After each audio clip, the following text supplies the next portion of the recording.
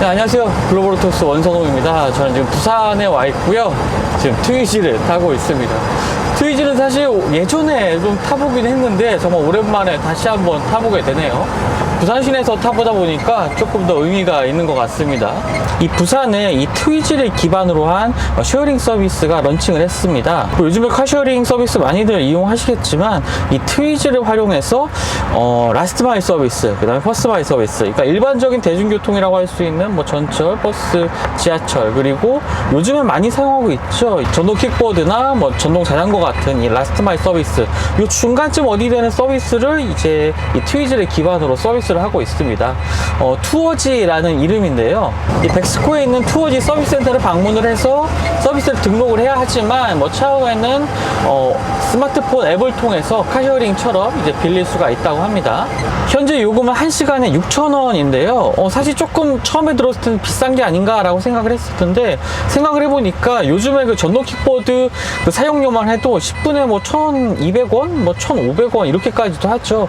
뭐 이런 것을 감안해 봤을 때는 비교적 합리적인 가격에 좀 사용할 수 있는 서비스인 것 같습니다. 앞으로 좀 많이 활성화됐으면 좋겠고요. 또 부산의 주요 지금 백스코를 비롯해서 관광지에 이 트위지 존이 위치해 있습니다. 투어지 존이 이제 위치해 있는 거죠.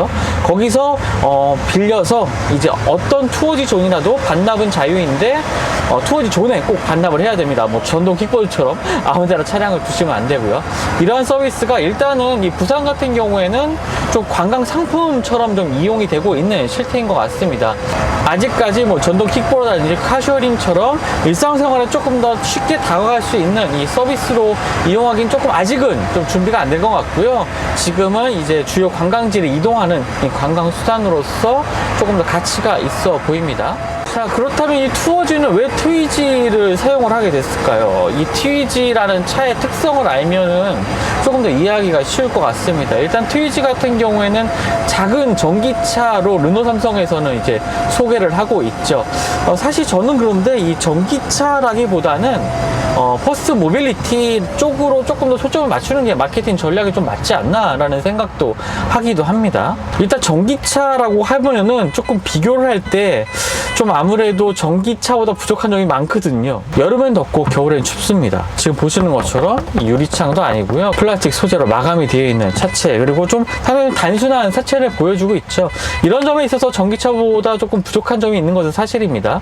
아무래도 주행거리도 짧은 부분이 있고요. 하지만 이 퍼스널 모빌리티라는 측면에서 봤을 때는 굉장히 좀 이점이 많습니다. 일단은 크기가 작죠. 일반적인 주차 공간에 3대가 주차가 가능할 정도로 상당히 작은 사이즈를 보여주고 있고, 또 이제 전기 바이크도 많이 있지만 전기 바이크 같은 경우는 상당히 겨울에 운행하기가 어려운 점, 여름에는 많이 더운 점, 뭐 이런 점들이 들 수가 있겠는데, 이 트위지 같은 경우에는 위쪽에 천정도 있기 때문에 비가 오는 상황에서도 충분히 주행할 수 있는 장점을 가지고 있고요. 일단 충전 같은 경우에도 일반적인 220V를 통해서 충전을 할 수가 있습니다. 충전 시간은 3시간 반 만에 이제 완충이 되고요. 주행 거리는 55km부터 최대 70km까지의 주행 거리를 확보를 하고 있습니다. 뭐 이런 점에 있어서 주행거리가 상당히 좀 짧게 느껴지실 분들도 계실 것 같지만, 하지만 막상 이제 타보면 일반적인 그 활용도, 이 트위지의 활용도를 고려해 봤을 때는 그렇게 뭐 짧지만 않은 주행거리가 아닌가라고 생각이 됩니다.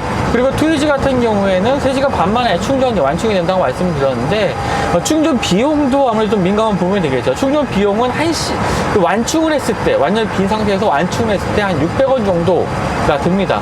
충전 비용도 뭐 당연히 배터리 용량이 작으니까 뭐 비용이 적게 들 수밖에 없겠죠.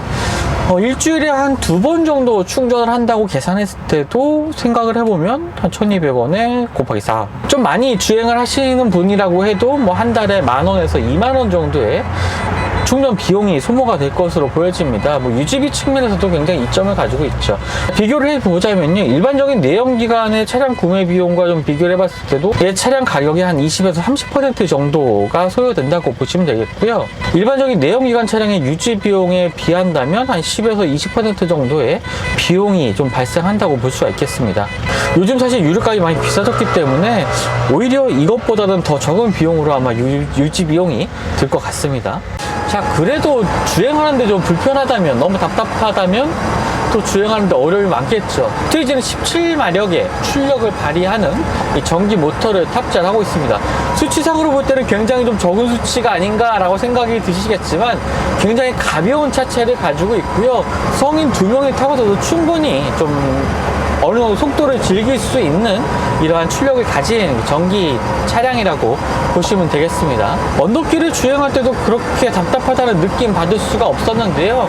일단 달맞이길을 올라가면서 한번 그 느낌도 전해드리죠. 사실 조금 소음이 크긴 합니다. 전기모터의 소리도 굉장히 원초적으로 좀 크게 들리고요. 제가 주행을 하면서 조금 목소리를 높여서 조금 설명을 드리는 부분이 있는데 차 안이 좀 시끄러운 부분이 있습니다. 그렇기 때문에 이런 점들은 어느 정도 감안하셔야 되겠고요. 주행을 해 보신다면 정말 그 바이크를 타는 느낌이 정말 강하게 듭니다. 일단 차체 아래쪽도 C용차라기보다는 이 시트 자체도 굉장히 좀 단단한 편이고요. 하체 세팅도 굉장히 좀 단단하게 되어 있습니다.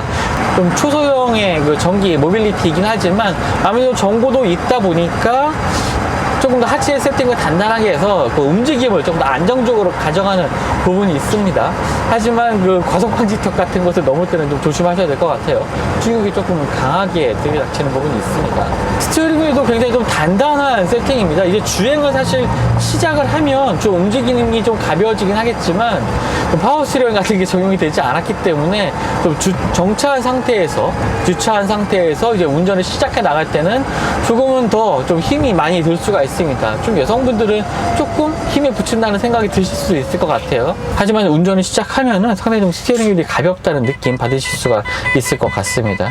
자, 참고로 트위지 같은 경우에는 국내에서 지금 생산이 되고 있습니다. 국내 판매 물량뿐만 아니라 수출하는 물량까지도 모두 국내에서 생산을 하고 있고요. 유럽 시장에 판매되는 모델도 모두 이 부산에서 생산이 되고 있습니다. 르노 삼성에서 직접 생산하는 건 아니고요. OEM을 통해서 국내에서 생산이 되고 있다는 점도 상당히 좀 의미가 있는 것 같고요.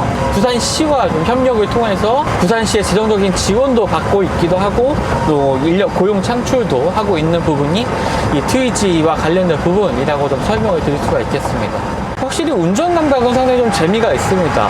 바이크를 모는 것보다 상당히 좀 안정적이지만 또 그러한 바이크를 타는 기분 이런 것들도 느낄 수가 있고요. 지금 이렇게 시내에서 코너링을 돌아 나갈 때도 굉장히 좀 경쾌하게 움직입니다. 전기 모터를 탑재하고 있는 만큼 움직이도 상당히 좀 경쾌하고요. 가속을 했을 때도 좀 답답하지 않은 느낌으로 가속을 해 나가는 것도 이 트위지의 특징이라고 볼 수가 있겠죠. 사실 처음에 타신다면 이게 뭐지 하고 좀 생각을 할 수도 있을 것 같습니다. 좀 시끄럽기도 하고 좀 자동차를 운전하는 것과는 좀 다른 운전 감각이기 때문이기도 한데요. 하지만 조금 더 주행을 해 보신다면 이 트위지의 매력에 좀 빠지실 것도 같습니다. 트위지 같은 경우에는 지금 제가 타고 있는 차량은 뒤쪽에 사람이 앉을 수 있는 공간이 있지만 카고 차량도 있습니다. 그래서 카고모드를 선택하는 경우에는 좀 제법 넉넉한 이 수납 공간도 좀 적재가 되어 있고요. 자, 지금은 이제 달맞이길로 향하는 길인데요. 상당히 언덕이죠. 부산 오신 분들은 이 달맞이길 아마 지나보셨을 겁니다. 상당히 좀 가파른 길을 보여주고 있는데 이 상황에서도 움직임은 상당히 좀 가볍습니다. 언덕길을 아주 거침없이 올라가는 이 트위지가 상당히 귀엽다는 생각도 드네요. 확실히 지금처럼 이렇게 과속방지턱을 넘을 때는 1열은 좀 괜찮은 것 같은데 2열 쪽에 계신 분들은 조금 충격이 좀 전해질 것 같습니다. 지금 달맞이길에 내리막길을 주행을 하고 있는데요. 확실히 이런 부분에 있어서도 좌우 롤도 굉장히 좀 잘 억제가 되어 있는 게 트위지입니다. 지금 보시면 스티어링 휠을 좌우로 이렇게 크게 움직여도 차량이 기우뚱기우뚱 한다는 느낌 전혀 받을 수가 없고요. 이제 완전히 노면에 밀착해서 이렇게 주행하는 듯한 모습을 보여주고 있습니다. 그것이 이제 말씀드렸던 단단한 하체를 기반으로 한 움직임인 것 같은데요. 거기다가 지금 내리막길을 막 주행하고 있는 데서도 회생 주행이 계속 작동이 되기 때문에 무작정 이제 속도가 빨라지지 않습니다. 어느 정도 조금 속도가 억제되면서 내리막길을 주행하고 있거든요. 이런 점도 전기 모터를 장착한 이 전기 모빌리티로서의 특징이라고 볼 수가 있겠습니다. 트위지는 전동 킥보드와 달리요. 운전면허가 꼭 있어야 됩니다. 운전면허를 있는 분만이 좀 대여가 가능하고요. 앞으로 또 모바일 앱을 통해서도 이제 이 부산에서 투어지 서비스를 통해서 여러 가지 관광지를 이동할 수가 있다고 하니까요. 앞으로는 카쉐어링처럼 조금 더 편리하게 부산의 여행지들을 아마 돌아다닐 수 있는 서비스가 되지 않을까 생각이 됩니다. 네, 지금까지 간단하게 이제 부산에서 조금 이 투어지 서비스, 그 다음에 트위지에 대한 얘기 좀 전해드렸는데요. 국내에서 정말 일찌감치 퍼스널 모빌리티를 선보였던 르노 삼성의 트위지 모델, 다시 한번 타보니까 재미있게 운전할 수 있는 차량이 아닌가 이렇게 생각이 됩니다. 사실 전동 킥보드 같은 경우에도 한창 활성화가 되다가 요즘에는 안전상의 이유로 뭐 헬멧 착용이라든지 차도 주행 이런 것들이 좀 규제가 되고 있죠. 물론 당연히 안전을 위해서 그렇게 해야 되는 게 맞지만 좀 사용이 좀 불편해진 것은 사실입니다. 뭐 그런 상황에서 이렇게 좀 편리하게 운전할 수 있고 바이크보다는 조금 더 안전한 에어백도 장착이 되어 있습니다. 바이크보다도 안전하게 주행할 수 있는 이러한 트위지 같은 퍼스널 모빌리티가 앞으로 조금 더 매력적인 부분이 되지 않을까라고 좀 생각이 됩니다. 지금까지 글로벌 트윈스 원성이었고요. 전 또 다음 영상을 통해서 만나뵙도록 하겠습니다. 감사합니다.